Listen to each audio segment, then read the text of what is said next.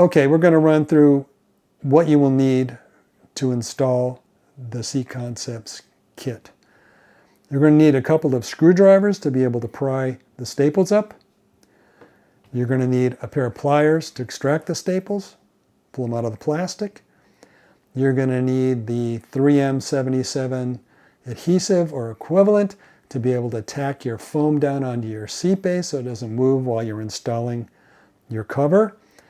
You're going to need a stapler. I purchased the Aero PT50, which seems very nice for the money. It was fairly inexpensive. It is pneumatic, so it's going to operate off my air compressor in the garage.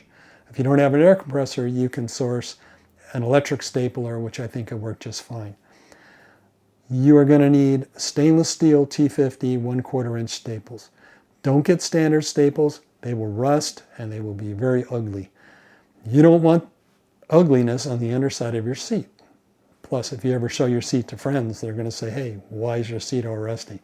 This way, you won't have that problem. So stainless steel is important. This is my base. And I had probably 125 staples going around here. I don't know, had a lot of staples. I just pulled them out with a screwdriver and a pair of pliers. It just takes a little bit of patience. It's not all that hard to do. Just about anybody can take care of that. And you're going to need some super strength 3M77 or equivalent. That's what they recommended to use.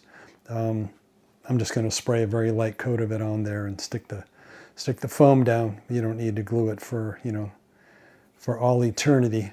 So what they give you in the kit is your foam. It looks like this. It's a raw piece of foam, and it's quite a bit wider at the base over here. What they also give you in the kit is a water barrier that you're supposed to put over like this, and then put the cover on over that.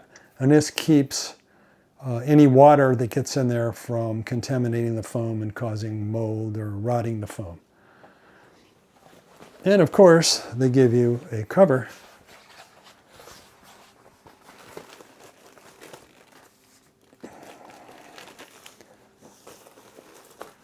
All right, and the cover will get stretched over this base once I have the foam anchored down.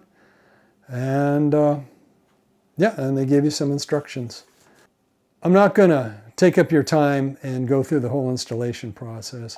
There are plenty of videos online that show how to do this, and some of them were very good. So just search around for a video that you're confident with and use that for a guide. I've never done this before, so I've actually watched some of those installation videos. I have a pretty good idea of what needs to be done. So once I have the installation done, I'll go ahead and do like a quick review of the saddle. I'll take it out for a ride, let you know what I think, how comfortable it is or isn't. I tend to be pretty picky about saddles. Nothing ever seems to be comfortable. So hopefully this does the job. Anyway, there is the Seat Concepts saddle kit. All right, let's get on with this. Here we have the Seat Concepts comfort seat in standard height. And right next to it here, we have the stock Yamaha T7 seat, the 2025 model. So, what are the differences here? Right off, you notice that you sit a little lower on this seat. I'd say there's probably 3/8 of an inch difference or something in the actual seat height. Could be even 1/2 an inch. When you're sitting on the motorcycle, your reach to the ground is just about the same between the two saddles. So when they say stock height, I think they're referring to reach to the ground. If they built this seat up so that the actual seating area on this one was this high, then your back end would be quite a bit higher, and your reach to the ground would be probably an extra 3/4 of an inch or something. I would say easily with the extra width here. So they know what they're doing. They're giving you the right thing. Did I notice the difference in how I'm sitting on the bike.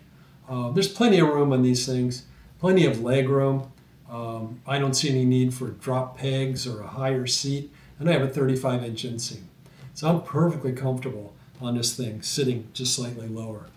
So there we go. And as you see, I don't know if you can see my handiwork here with all the staples all the way around. It takes a lot of staples to get this thing done. I'm very OCD about things, and stuff has to be perfect. It has to be lined up perfect and stretched perfectly. And so it took me 3.5 hours to do that part of the job, and that was after I already had removed all the foam and the seat cover from the seat that I was working on, which was the Yamaha comfort seat that I really did not like. So are there any things that I don't like about this? Well, I don't like the fact that you have the plastic that goes underneath here. You don't have to put it on, but if you don't put the plastic and you start getting water into your foam through the seams, because the seams are not sealed, you'll end up with mold and all kinds of mildew and all kinds of bad stuff underneath there. So you don't want to approach it that way. As far as, let me grab the stock, not the stock seat, but the cover for the Yamaha Tenere comfort seat. It was on here originally. So if you notice on here, there's no plastic underneath it other than these pads, which I don't know what the heck they did. It sure wasn't any more comfortable. So they actually have these seams sealed. They've put like thermoplastic or something over the top of all the seams so that water can't get inside. It would be nice, a very nice thing, if Seat Concepts could do that on their saddles. Now, it's probably an economy of scale thing. They're doing, maybe they might do 100 of these or something in a year. I mean, who knows what they sell, but it'd be nice if you didn't have to wrestle with that plastic. As far as stretching everything and getting it all lined up, it's not easy. I pulled staples out and redid it and pulled and pushed, and I think I did a pretty darn good job here. You can see that. Looks nice. Now, the Yamaha comfort seat had a seam in this area, where the seated area was supposed to be. And, if you have a seam there and you're trying to move around, it could get in the way. So I like this idea that it doesn't have a seam. Of course, the seat cover bounces up, and when you sit down, it squishes in, which is okay. I mean, that's fine. That's probably preferable, like I said, to having an actual seam there. So this is what you end up with. For me, 3.5 hours worth of work, and my fingers were sore. Of course, as I stated earlier, you're going to need a staple gun. A pneumatic is preferred. You could probably get an electric one. I wouldn't recommend trying to do it with a hand model. I have one of those. And this plastic's pretty stiff, and you don't want to be trying to fire through that. It's just not going to work. I believe the staples that I used were 1/4 inch. There were some situations where maybe 5/16 or even 3/8 might have been handy when you're going through multiple layers as you start fiddling with the seat up in areas like this, where you've got a layer underneath and you pull it around and you've got another layer that goes on top. But I managed. It worked. Very happy with it. I've been out on about 300 miles worth of rides, 2 different rides, and it's so much more comfortable than this 2x4. I mean, this thing is, to me, it's just torture. It's just hard. It doesn't give. It's narrow. What are we looking at here? This Yamaha seat, in roughly the same spot where you would sit on that one, is just 7 inches wide. This Seat Concepts comfort seat is it's 10 1/4. You're approaching 10.5 inches. That's quite a bit more room to distribute your weight. I mean, that's the biggest problem with this, is your weight's all distributed right in your sit bones. And you start getting numb after a while and pain, and you're standing up. This solves a lot of that. This is one of the most comfortable seats that I've ever had on a motorcycle. And I've had Sargent seats. I've purchased a Wunderlich, whatever it is, Wunderlich seat for my BMW that I had earlier, and that was just okay. I think C Concepts does a great job. Of course, you give them your weight, and they adjust the foam density to your weight. That doesn't mean that I weigh 165 pounds. That doesn't mean that someone that's 200 pounds couldn't sit on this and be comfortable. I'm sure they would be. Anyway, that's what we have here. So that was my take on the assembly of this saddle, or seat, as you want to call it. And let's see how it looks on the bike. Here's how the saddle looks on the bike. I think it's a nice addition. Like I said, it's very comfortable. Looks like it belongs on there. I'm very happy with the purchase.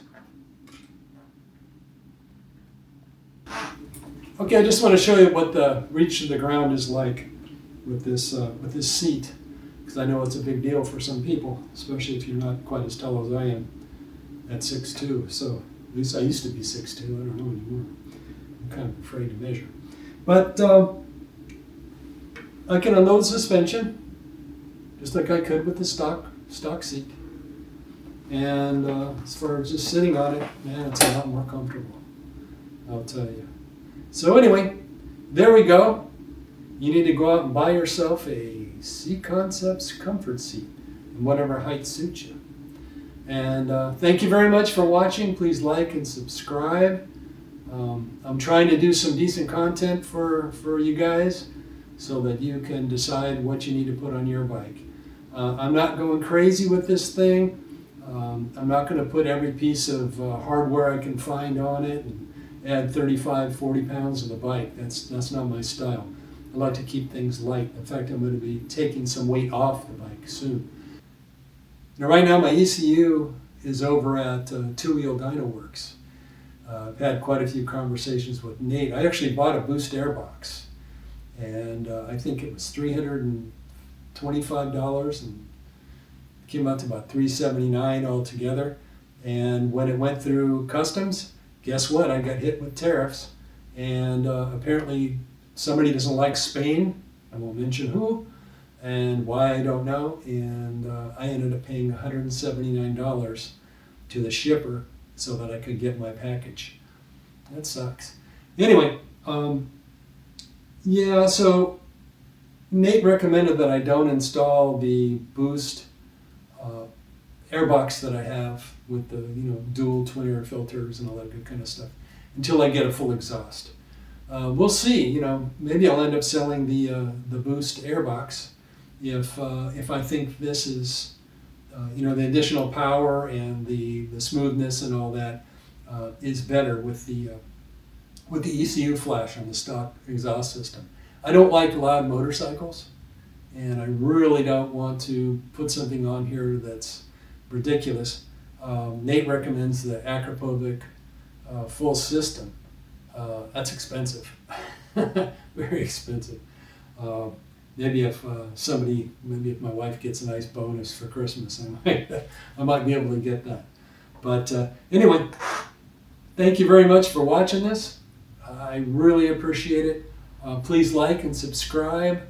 I'm trying to do some good content for y'all so that we can know what to put on the bike. I don't like adding a bunch of junk on motorcycles. I don't want to put every piece of hardware I can find on here. I have a nice CNC rack and side grab handles that I'm going to put on here soon. That's probably the extent. I may get some lower crash bars. I'm looking at the SW Motex.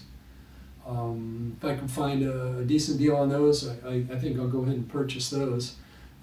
They're not too heavy. I think they're 12 pounds or something like that. But I'm going to be trying to remove weight from the bike rather than add a bunch to it. And for my use, I don't get off-road all that much. I have done a little bit. It's more of a street bike. I have a touring bike. I have a BMW 1600 GTL that's a great touring bike, except for the seating position. I may need drop pegs or something for that. I end up sitting right on my sit bones on that thing too. So anyway, we'll see how that goes. All right, thank you and ride safe.